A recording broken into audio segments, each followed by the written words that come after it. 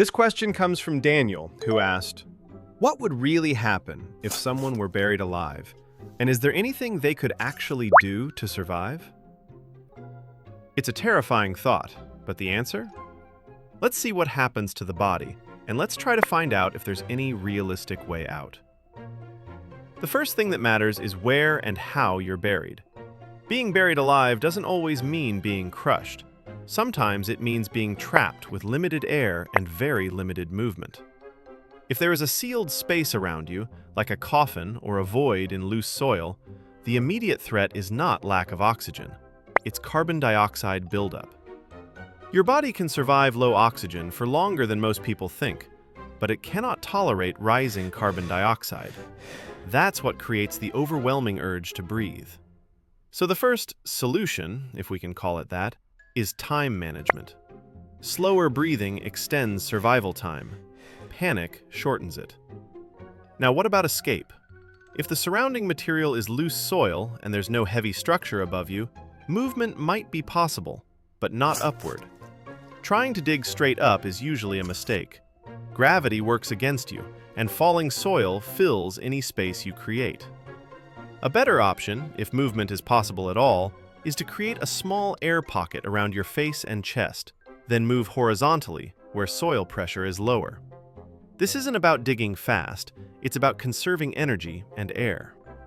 If you're in a coffin or enclosed container, physical escape is extremely unlikely without tools. In that case, your only real option is signaling, if anyone is nearby. Sound travels poorly through soil, but repetitive noise, especially vibration, travels farther than shouting. That's why tapping or striking in patterns is more effective than yelling. However, if no one is nearby, escape becomes a race against chemistry, not strength. Another option people often imagine is breaking the coffin lid and letting dirt fall in. That usually makes things worse. Once soil rushes in, it removes remaining airspace almost instantly. Sometimes the best option isn't movement at all. It's stillness. The longer you remain calm, the longer your brain stays functional, and the more time exists for rescue or detection.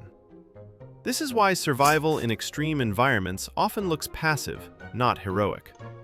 Historically, fear of being buried alive led to safety coffins with bells, flags, and air tubes.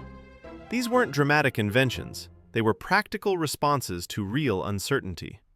Today, modern medicine makes these scenarios extremely rare, but the physics hasn't changed. And this connects back to the earlier idea about brief exposure and survival.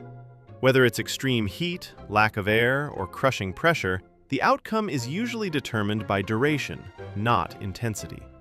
You can survive incredible conditions for very short periods, but once time stretches on, the rules change. Survival isn't about doing everything. It's about doing the right few things for as long as possible.